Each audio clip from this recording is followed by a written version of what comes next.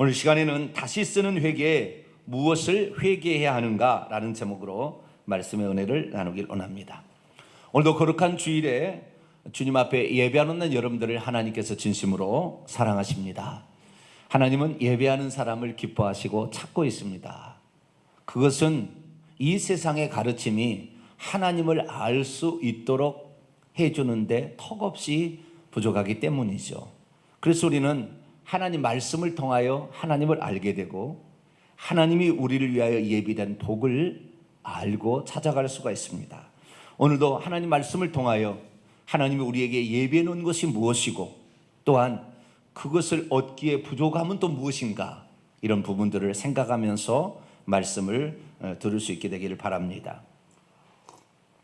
올해는 사실 특별한 해입니다. 2017년 2017년이 무슨 특별한 해냐 이렇게 생각할 수 있지만 교회사적으로 매우 특별한 해입니다. 왜냐하면 1517년 루터가 종교 개혁을 하고 딱 500년이 지난 해이기 때문이죠. 그래서 인류의 역사를 살펴보게 되면 500년을 주기로 상당한 변화된 시기들이 많았습니다. 그러니까 예수님 태어나기 전 500년에 서양에는 소크라테스가 살았고 동양에는 인도에는 시타르타, 그 다음에 중국에는 공자가 살고 있었습니다. 그때 태어났습니다. 그리고 예수님이 태어나셨고요. 다시 500년 뒤에 알라 신을 만들었던 그 무함마드, 우리는 마호메트라고 배웠는데 무함마드가 태어났거든요. 그리고 우리가 잘 알다시피 1500년에 누가요? 루터가 종교 개혁을 했습니다. 그래서 500년을 주기로 인류의 역사 가운데 커다란 사건이 있었음을 알 수가 있는데, 이제 다시 500년이 지나서 2017년이 되었습니다.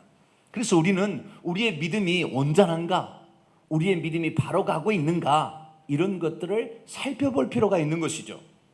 오늘 그래서 하나님 말씀을 통하여 우리가 종교개혁 이후에 바른 믿음을 가지고 있는가, 어떻게 해야 온전한 믿음으로 우리가 천국까지 꼴이 날 수 있는 것인가, 이 부분의 근원적인 질문들을 한번 해보고자 합니다. 자, 한번 묻겠습니다. 예수 그리스도를 믿는 자 중에도 지옥 가는 사람이 있을까요? 대부분의 그리스도인들은 예수 그리스도를 믿는 자는 지옥 가지 않을 것이다 라고 생각하고 있습니다. 왜냐하면 예수 그리스도를 믿고 회개함으로 하나님의 자녀가 되었는데, 하나님 자녀가 된 사람을 하나님께서 다시 무효화시키지는 않을 것이라고 생각하기 때문이죠. 그러나 성경 말씀, 특별히 예수 그리스도께서 무엇라고 하시는지를 우리가 그대로 믿어야지, 우리가 과거에 들어왔었거나 또는 우리가 상식으로 알고 있었던 말씀을 표준으로 알고 따라가면 안 되는 거죠. 그러니까 어떤 일의 최종 결정은 헌법에 뭐라고 기록되어 있느냐라고 판정하듯이 성경 말씀에 어떻게 기록되어 있느냐를 판정해야지, 우리가 그동안에 이렇게 들어왔고 또 이렇게 생각해 왔다고 해서 그것을 따라가면 되지 않는 것이죠.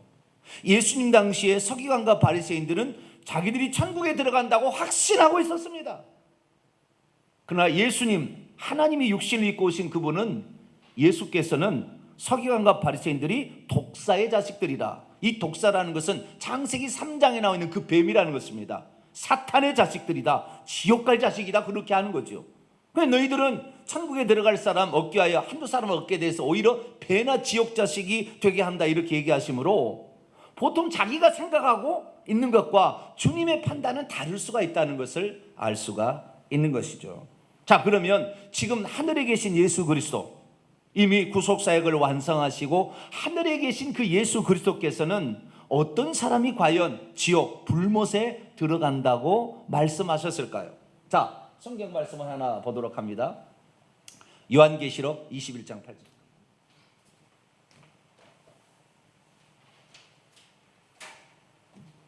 요한계시록 21장 8절 말씀을 같이 한번 읽어보도록 하죠. 시작. 그러나 두려워한 비겁한 자들과 믿지 아니하는 자들과 흉악한 자들과 살인자들과 음행하는 자들과 점술가들과 우상 숭배자들과 거짓말하는 모든 자들은 불과 유황으로 타는 못에 던져지리니 이것이 둘째 사망이라. 여기 어떤 사람이 지옥에 들어간다고 예수님 말씀하고 있습니까?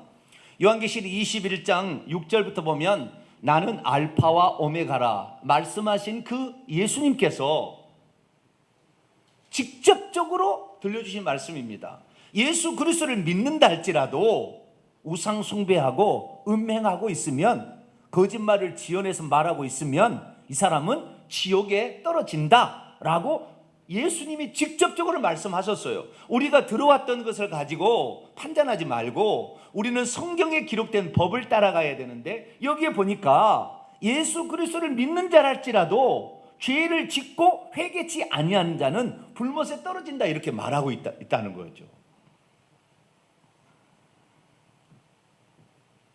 저는 한때 예수 그리스도를 믿는다고 한다면 내가 우상 숭배해도 나는 천국 갈 줄 알았어요. 그렇게 알고 있었어요.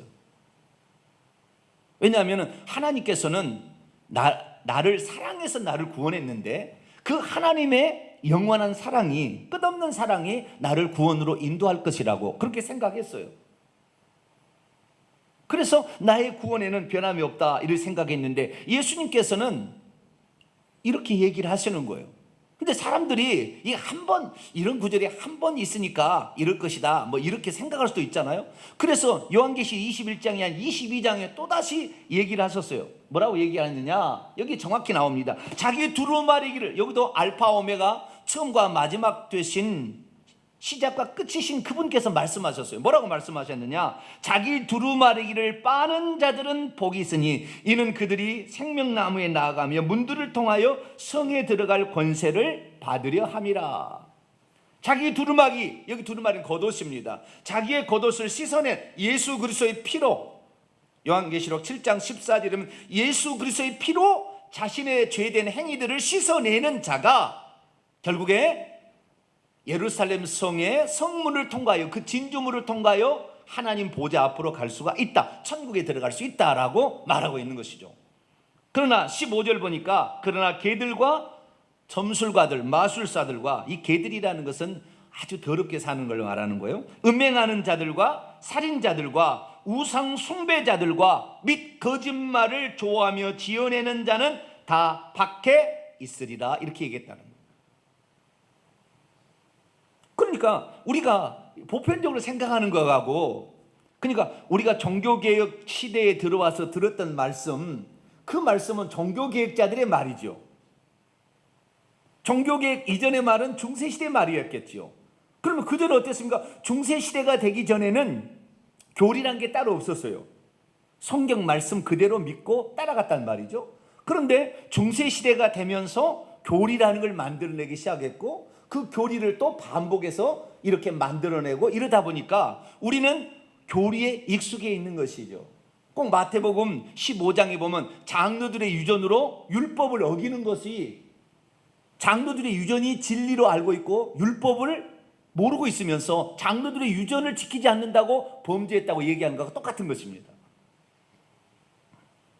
그래서 하나님의 자녀라 할지라도 자기가 지은 죄를 예수 그리스도의 피로 씻어내지 않는 자는 결국에 그 죄값으로 지옥에 떨어진다. 이것이 예수 그리스도의 가르침이라는 것입니다. 그러므로 내가 예수 그리스도를 믿어서 하나님의 자녀가 되었으니 응당 나는 천국에 들어갈 것이다 라는 생각은 고려해 봐야 되는 거죠. 그래서 오늘 우리가 읽었던 이 말씀을 통하여 우리는 하나님의 자녀가 된 자라 할지라도 죄를 범했으면 어떻게 행동해야 하는 것인지를 정확히 말씀하고 있는데, 무엇을 회개해야 되며 회개치 않게 될 때는 어떻게 되는 것인가를 오늘 본문 말씀을 통하여 확실히 알 수 있게 되기를 바랍니다. 오늘 본 말씀은 아버지를 떠난 둘째 아들이 자신이 아버지의 아들들로서 합당하지 않게 살아온 것을 두고 하늘과 아버지 앞에 죄를 범한 것임을 깨닫고 아버지께로 되돌아가 용서를 빌었다라는 그러한 말씀입니다. 자, 아버지께서 자기에게 유산으로 준 것을 내 마음대로 쓴 것이 과연 죄가 되는 것일까요? 그것은 혹시 도덕적인 측면에서 돈을 헤프게 썼다는 어떤 책망은 들을 수가 있지만 법적으로 범죄 행위가 되는 것은 아닙니다. 부모가 자녀에게 재산을 물려줬는데 그것을 헤프게 썼다고 법적으로 그 자식을 감옥에 가둘 수 있는 건 아니에요. 그럼에도 불구하고 왜 둘째 아들은 하늘과 아버지께 죄를 범했다고 아버지 앞에 가서 고백하고 있는 것일까요?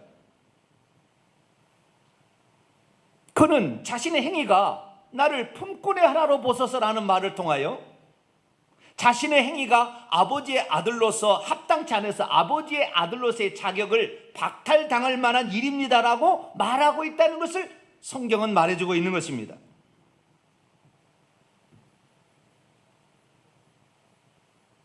오늘날 우리들도 마찬가지입니다.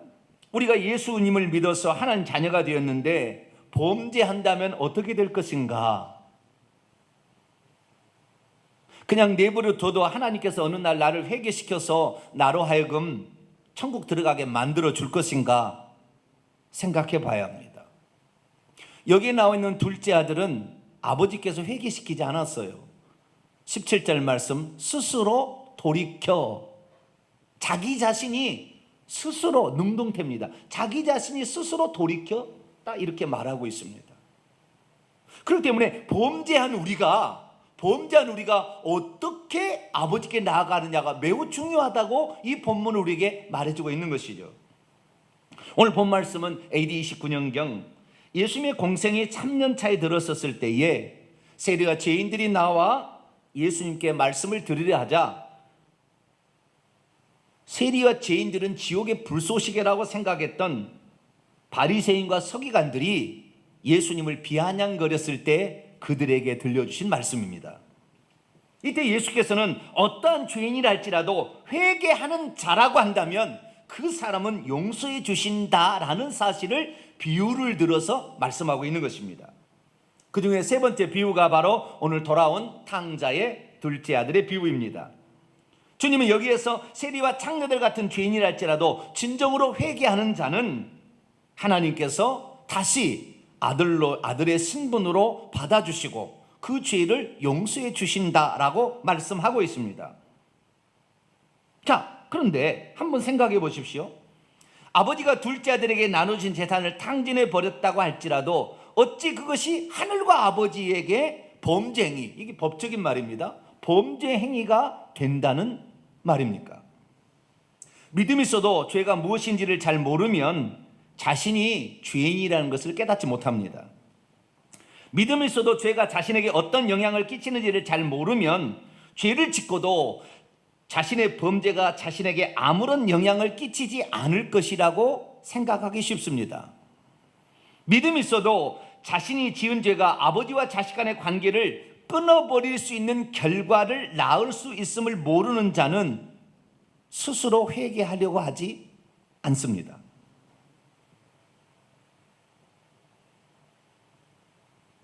우리는 예수 그리스도를 믿으면 응당 천국 갈 것으로 알고 있지만 성경은 그렇게 말씀하지 않는다는 것입니다. 그럼에도 불구하고 둘째 아들은 자신이 지은 죄가 자신과 아버지의 관계를 끊을 수 있다는, 위태롭게 할 수 있다는 것을 믿음으로 받아들여 회개하려 합니다. 오직 회개를 통한 용서 방법 외에 아버지와의 관계를 회복할 수 있는 방법이 없다는 것을 시인하려 합니다. 회개 이외에는 아버지 집으로 다시 되돌아갈 수 있는 방법이 없다는 것을 그는 시인하려고 합니다. 자, 둘째 아들, 대체 하늘과 아버지께 죄를 지었다고 말하고 있는데 뭔 죄를 지은 것일까요? 성경에 보면 부모가 자식에게 재산을 물려줄 수 있도록 법에 만들어 놓았습니다. 율법에 그렇게 기록되어 있습니다.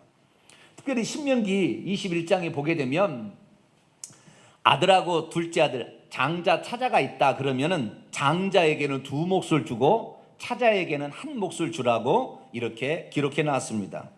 이 아버지는 첫째 아들과 둘째 아들이 있었기 때문에 이 둘째 아들은 아버지의 재산의 3분의 1을 차지할 자격을 갖고 있었습니다. 다만 이 아버지가 죽기 전에 그 재산을 달라고 했다는 것이 조금은 불편한 일입니다.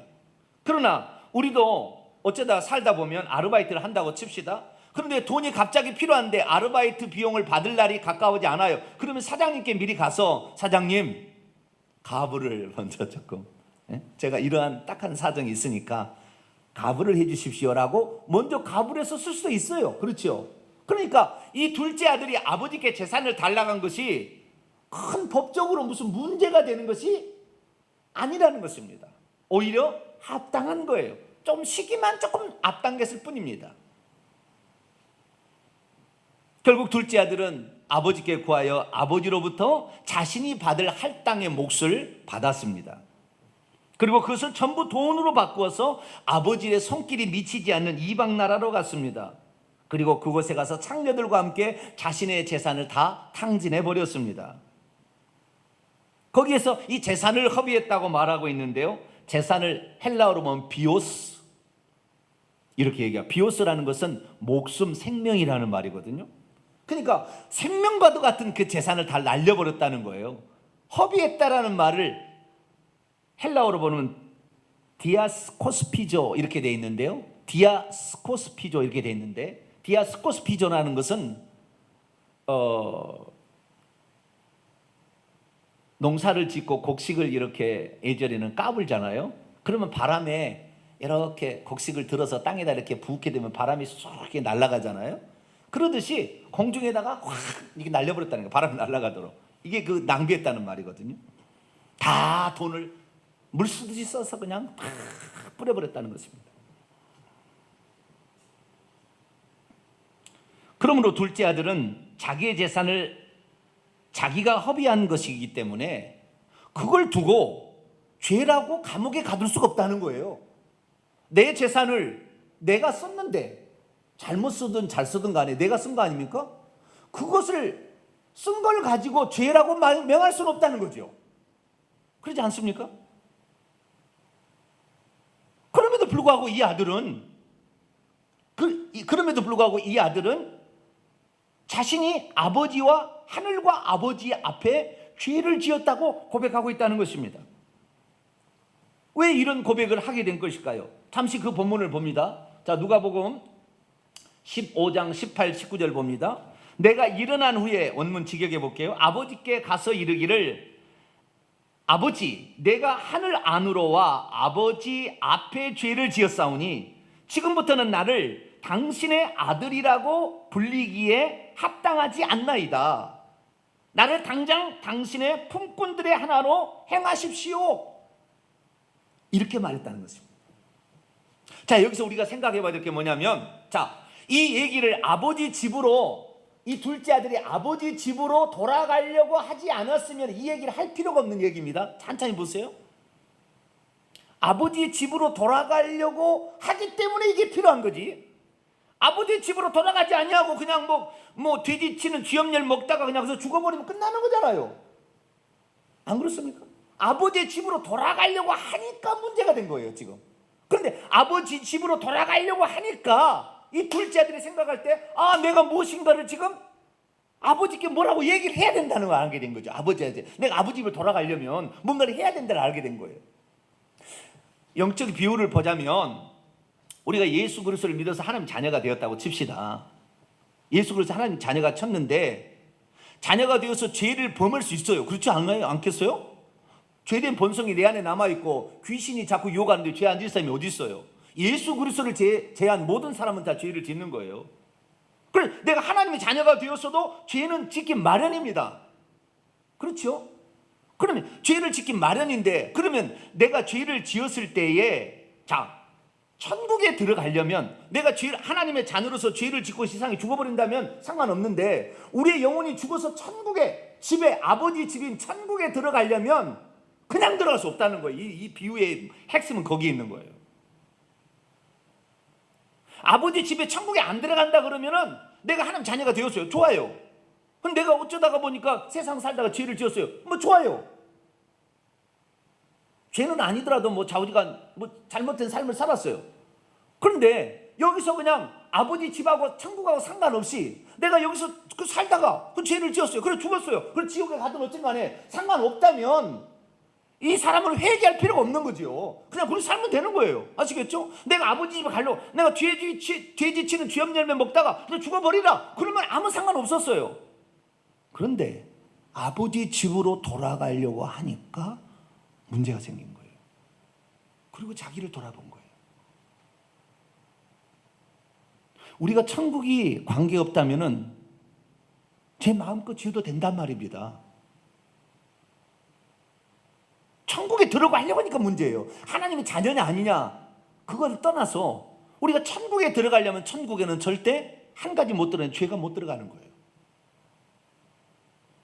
죄를 지은 사람을 천국에 거룩하신 하나님이 받아주지 않아요.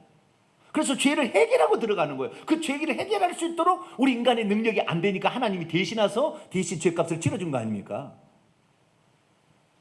그런데도 우리가 지은 죄를 회개치 않다면 그 죄는 남아있는 거 아닙니까? 그래서 나는 지옥에 가도 좋다. 그러면 뭐 관계없습니다. 나는 뒤지치는 지업 열매 먹다가 못 먹어서 그냥 굶어 죽으리라. 그러면 상관없어요. 그런데 아버지 집으로 다시 돌아가려면 문제가 생긴다는 거죠. 자, 아버지의 재산을 내가 달라간 거 죄입니까? 율법에 규정된 율법입니다. 그것은 죄가 아니에요. 내 재산을 내가 마음대로 썼어요. 뭔 죄가 됩니까? 죄가 되지 않아요. 그건 법적으로 감옥에 가둘 수 없어요. 내가 재산을 자식에게 줬어요. 근데 저놈이 마음대로 써버렸어요. 막 흩어 날려버렸어요. 너 안 되겠다. 너 감옥에 좀 들어가야 되겠다. 그리고 감옥에 가둘 수는 없는 거란 말이에요. 도덕적으로는 문제가 될지는 모르겠지만 법적으로는 하등의 관계가 없는 거예요. 그런데 이 둘째 아들이 생각해 봤어요. 내가 아버지의 집에 가면 아버지의 집에는 최소한 굶어 죽지는 않지 않겠느냐. 여기서 우리가 굶어 죽는다는 표현을 성경에는 굶어 죽는다로 나와 있는데 원문에는 그렇게 안 나와요. destroy예요. 내가 여기서 파멸되는구나. 내가 여기서 멸망받는구나. 그런 뜻입니다. 원문에 보면. 내가 파멸당한다고 생각하면 아무 상관없어요. 죄 지어도 회개 안 해도 됩니다. 그냥 그렇게 살아도 되는 거예요. 아무 상관없는 거예요. 그런데 자기가 파멸되기보다는 살아야 되겠다는 생각을 갖게 된 거라는 거죠. 어떻게든 살아야 되겠다는 생각. 그랬더니 우리 아버지 집에는 날품바리도 품꾼들도 풍족하여 양식을 잘 먹고 있는데 나는 이방 땅에서 이 세상에서 마귀가 지배하는 세상에서 죄 짓다가 결국에 지옥에 가게 생겼구나 라고 판단하는 거죠. 그러면 이 아들이 지은 죄는 무엇일까요? 이 아들의 고백 속에 나와 있습니다.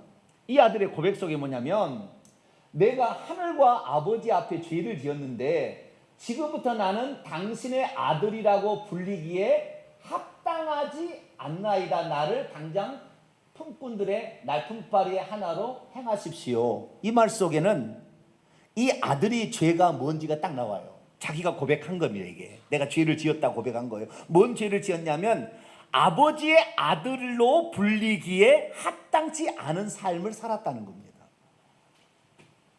오늘날 제가 우리 성도들에게 회개해야 됩니다. 회개하십시오.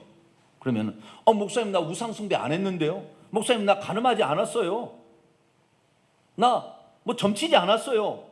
회개할 게 뭐가 있어요. 이렇게 얘기한 사람이 있다고요. 그런데 이 성경에는 뭔 죄를 회개해야 되느냐? 날마다 우리가 회개해야 될 죄를 뭔 죄를 회개하냐면 우리가 아버지 거룩하신 그 하나님, 의로우신 하나님, 공의로우신 하나님, 친절하신 그 하나님의 아들로서 합당치 않게 살았던 모든 것이 죄라는 겁니다.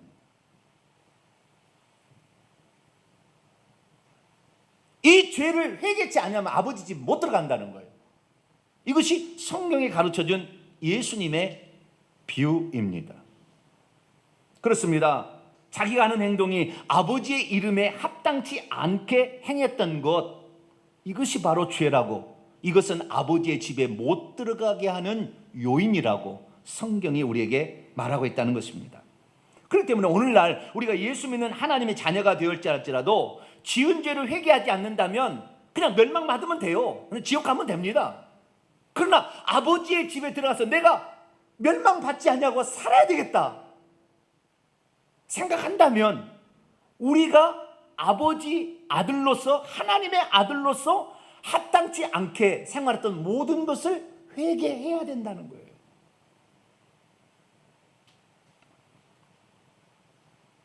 두 번째, 품꾼의 하나로 나를 보소서 행하십시오라고 얘기한 것은 내가 지은 행동이 아버지의 아들로서 관계를 끊어내는 일을 하고 있다는 것을 전제하는 것입니다. 나를 종으로 봐달라는 거잖아요. 그 내가 하는 지금 이게 막 돈을 막 한방탕하고 창력을 써버린 것이 이 모든 것들이 아버지와 나하고 관계가 아버지와 아들의 관계인데 이 관계를 끊어내서 종으로밖에 들어갈 수 없는 그런 아버지하고 아들의 관계를 끊어내는데 아주 결정적인 영향을 미치고 있음을 말해주고 있어요. 당장은 그렇지는 않겠죠. 당장은 아버지 아들로서 관계가 끊어지지는 않겠죠. 그러나 그런 행위가 지속되어서 회개치 않고 계속해서 그런 행위를 하게 된다고 한다면 결국에 아버지하고 아들의 관계는 끊어질 수밖에 없다라는 것을 말해주고 있는 것입니다. 그렇습니다. 우리 그리스도인 중에 대놓고 우상 숭배할 사람 있습니까? 대놓고 음행 저지를 사람 있어요? 물론 개 중에 그런 사람이 있긴 있겠죠. 못된 사람이 있긴 있겠지만 보편적으로 봤을 때 그리스도인 치고 대놓고 남을 험다는 사람이 있습니까? 그런 사람 별로 없어요. 그런데 이 아들이 아버지의 집인 천국에 들어가려고 했을 때는 아버지의 아들로서 나는 자격을 가지고 있는데 그 아버지의 그 아들로서 그 아버지의 명예와 이름과 영광과 그 어떠하심이 있는데 거기에 전혀 합당하지 않은 어울리지 않는 행동을 하게 된 것 자체가 아버지의 아들로서 들어갈 수 없다는 것입니다. 다시 안 들어가면 관계없어요. 그러나 들어가려고 한다면 그것을 회개해야 된다라고 성경은 우리에게 말해주고 있는 것입니다. 그렇기 때문에 만약 우리가 아버지의 아들로서 하나님의 아들로서 이 땅에 거룩한 삶을 살지 아니하고 죄악된 삶에 묻혀서 똑같이 허랑방탕한 그런 삶을 살는다고 한다면 결국에 아버지하고 나의 관계는 끊어지고 말 것입니다. 언젠가는. 그리고 그것은 아버지의 아들로 합당하지 않기 때문에 아버지의 집에는 절대 못 들어가게 될 것입니다.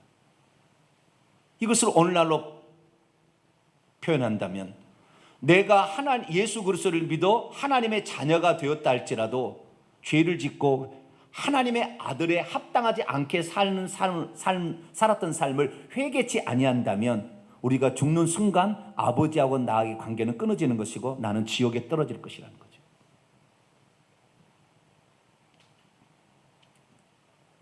특별히 허랑방탕했다라는 말씀이 있는데요. 허랑방탕했다. 그냥 무가치하게 그냥 모든 것을 낭비해버렸다 어떤 그런 뜻처럼 보이잖아요. 그런데 원문을 보면 우리는 예수님께서 하신 말씀 성경 구절을 원문으로 봐야 돼요. 그래야 알아요. 뜻을. 대강 두리뭉실 이렇게 그렇게 갖고는 그냥 우리의 잘못된 생각에 판단될 수밖에 없어요. 왜냐하면 화랑방탕하다는 말이 막 가치없게 막 돈을 써버렸다 그런 말이 아니에요. 원문의 뜻은 아소토스예요. 소토스라는 것은 소조라는 말이 구원하다는 뜻이거든요. 소토스는 구원받을 만한 그런 뜻입니다. 아라는 말이 들어가면 아라는 말은 부정어입니다. 부정어. 소토스라는 말은 구원받기에 합당치 않은 이란 뜻입니다. 허랑방탕하란 말이 그것은 의역입니다. 성경 원문은 그렇잖아요. 그 사람이 어떻게 살았어요? 허랑방탕했다 이게요. 구원받은 자로서 합당치 않은 그 아버지의 아들, 그 집의 그 영광스러운 그 명예스러운 모든 사람이 존경해지는 그 아버지의 아들로서 합당치 않은 삶, 그 삶을 아버지가 없는 곳에 가서 했다는 거예요. 그것이 죄라는 것입니다.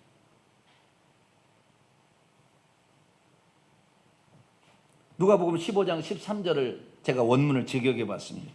그 후 며칠이 안 되어 둘째 아들이 재물을 남은 원문에 없습니다. 다 모아가지고 먼 나라에 나갔다.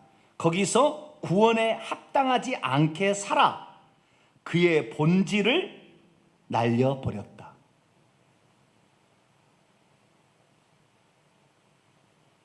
아버지의 살림을 나눠줘서 살림이라는 말이 생명과도 생명이라는 말이 원문의 뜻은 살림이라는 말은 의역입니다.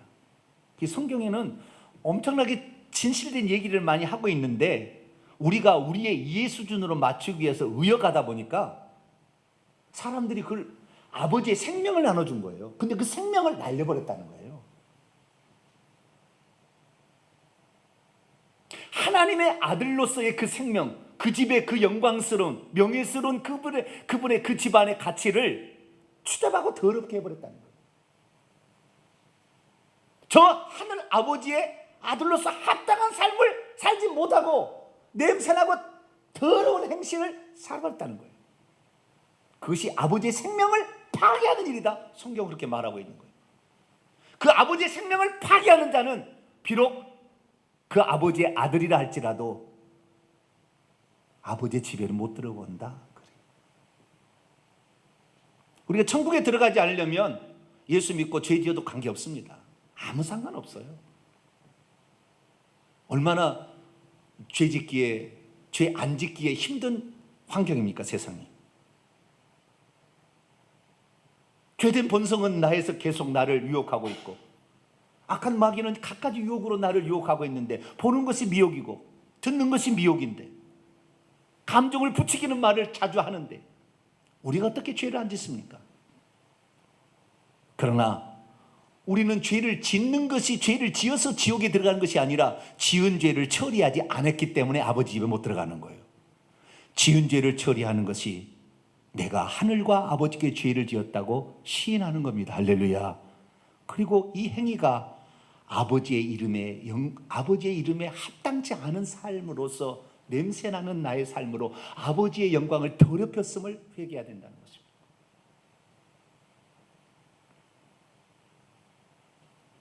많은 사람이 생각하죠. 나는 하나님 자녀가 되었으니 아버지와 관계는 절대 깨지지 않을 거니까 나는 천국에 들어갈 거라고. 아닙니다. 우리가 죽는 순간에 깨지는 거예요. 죽기 전까지는 내가 예수 그리스도를 믿었다면 거듭남을 통하여 하나님 자녀로서 신분은 유지가 됩니다. 그러나 우리가 죽는 날, 굶어 죽을 때 우리가 육체가 깨지는 날, 그때는 아버지와 관계가 깨지는 거예요. 그러니까 예수 믿고도 지옥에 떨어진 삶이 생기는 겁니다. 모든 사람이 하나님께서 불러낸 사람이 천국에 들어간다면 구약의 이스라엘 백성들 출애굽에서 가나안 땅에 들어가기 전에 광야에서 40년 다 죽었는데 이 지옥 갔다는 거거든요. 다 천국 갔어야지요. 어쨌든 끌어가서 가나안 땅에 넣으사 그러지 않았다는 것입니다. 예수님이 12제자를 선택했는데 가룟 유다 어쨌든 끌고 갔어야지요. 그러나 가룟 유다는 지옥에 간 것입니다. 아나니아 삽비라 초대교회 자신의 재물을 하나님께 헌금으로 드렸지만 감춰놓고 드렸어요. 그러면 회개해서 구원받게 했어야 하는데 즉시 죽어서 지옥에 떨어졌다는 말입니다. 하나님의 자녀랄지라도 지옥에 떨어진다는 거잖아요.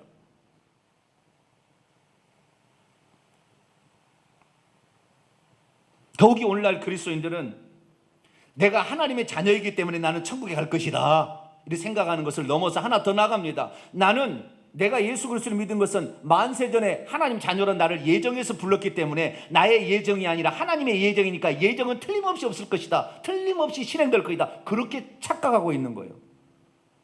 그러나 성경에 단 한 번도 정병진, 아무개를 개인을 이 사람이 구원받기 예정했다는 말이 성경에 없습니다. 누구든지 예수 그리스도를 믿고 회개하는 자 그를 구원하기로 예정했다는 말이지 아무개 이름을 딱 길어오면서 그를 구원하기 예정했다는 말이 성경에 없어요. 다들 속은 것입니다.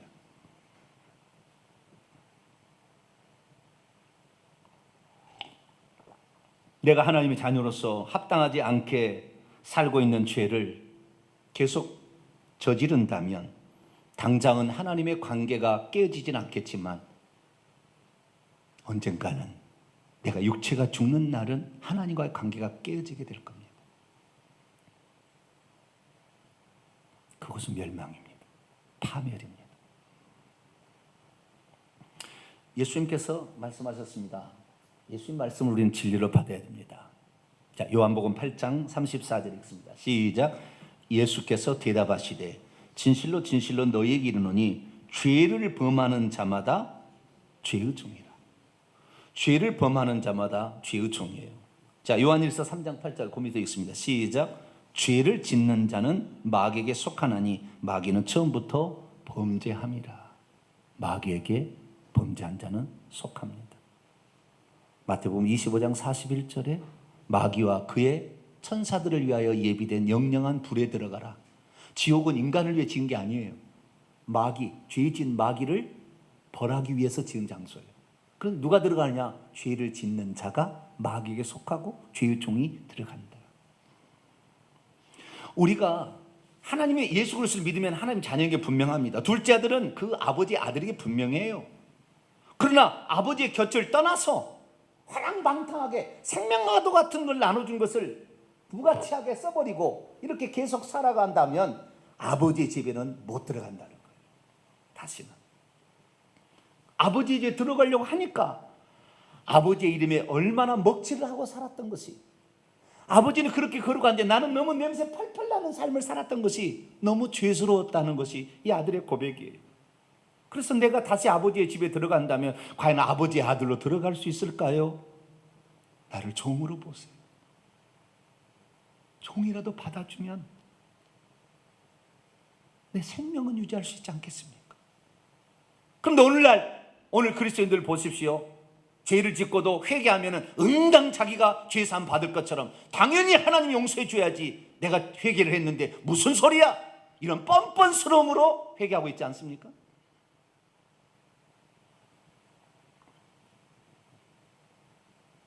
다시 아들로 받아줄 것인지 날품팔이로 받아줄 것이는 아버지의 소관이지 우리의 소관이 아니에요. 우리는 아버지의 이름에 먹칠했기 때문에 이미 신분은 파괴되지 않지만 실제 내용은 파괴된 것입니다. 죽을 때는 완전히 파괴되겠지만.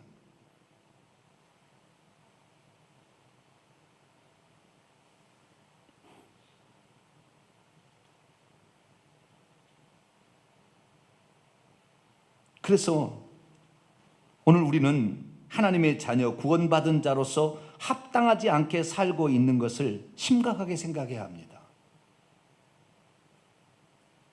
이 문제를 처리하지 않는다면 우리는 결국에 아버지의 집에 다시 되돌아갈 수 없습니다. 그리고 아버지 집에 돌아간다 할지라도 아버지의 처분이라면 어떠한 처분이라도 나는 감사할 뿐입니다는 그런 자세로 회개해야지, 내가 회개했으니 응당 당신은 내 죄를 용서해 줘야 되고 나를 신분으로 회복시켜 줘야 돼 라는 그런 생각으로 가는 것이 아닙니다. 그래서 둘째 아들은 내가 하늘과 아버지 앞에 죄를 범하였으니 나를 품꾼이라도, 그런 신분이라도 나를 받아주신다면 감사하겠습니다. 그런 마음으로 회개를 했습니다. 그랬더니 아버지가 그의 모습을 보고 자신의 잘못을 정말 알았구나. 생명과도 같은 재산을 물쓰듯이 써버렸구나. 그래서 아버지는 달려가서 목을 끌어안고 자랐다. 네 죄를 다 용서해 주마.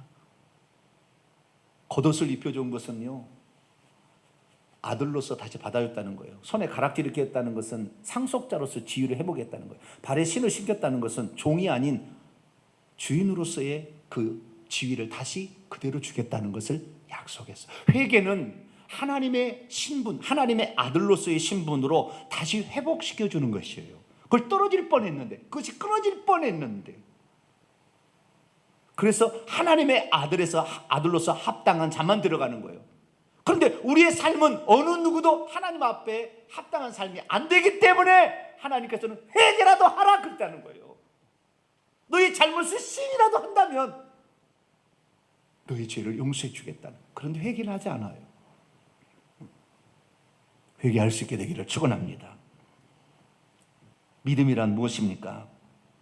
하나님의 자녀가 되었음에도 불구하고 구원받은 자로서 합당하지 않게 살았던 것을 토설하고 뉘우치고 용서를 비는 것입니다.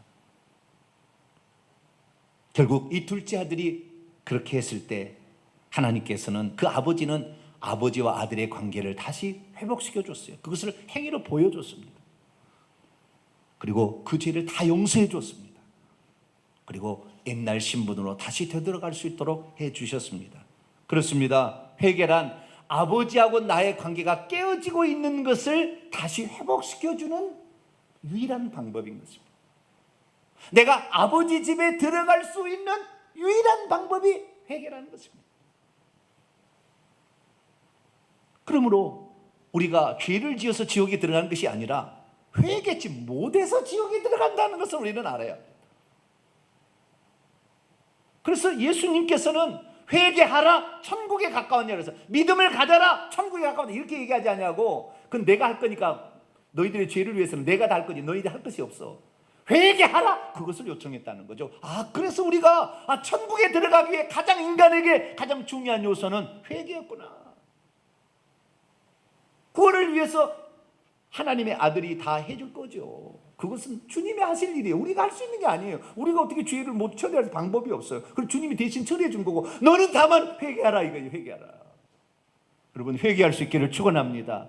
하나님의 아들로서 하나님의 자녀로서 아버지의 아들에 합당치 않게 생활했던 모든 것들이 나를 아버지 집에 못 들어가게 하는 요소였구나 생각하고 그것을 날마다 회개한다면 하나님께서는 여러분을 다시 받아주시리라고 믿습니다.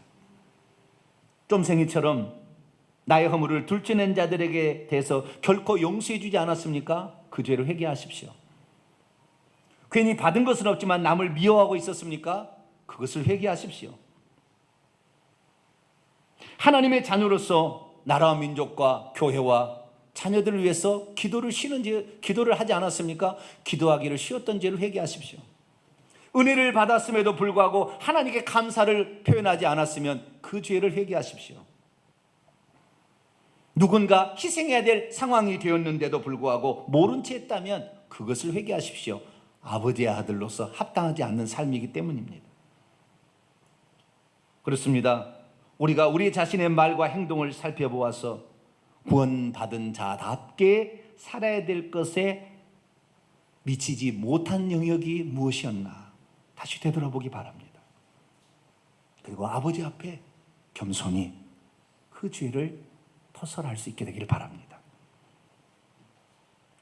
그럴 때 하나님께서는 우리의 진실성을 보시고 그 사람을 아들의 신분으로 다시 회복해 줄 것인가 그 죄를 없다고 할 것인가 이것은 아버지가 결정한 사항인데 성경에 보니까 그것이 가능성이 있음을 계속 얘기하고 있으니까 우리가 결정할 수는 없지만 우리가 거기에 대해서 믿음으로 주님 제가 잘못했습니다 이렇게 겸손히 할 때 하나님께서는 나의 깨어져 가는 신분을 다시 회복시켜 줄 것이고 또한 아버지의 집에 들어오도록 하나님께서 맞아주시리라고 믿습니다. 기도하겠습니다. 거룩하신 하나님, 얼마나 많은 그리스도인들이 내가 예수 그리스도를 믿어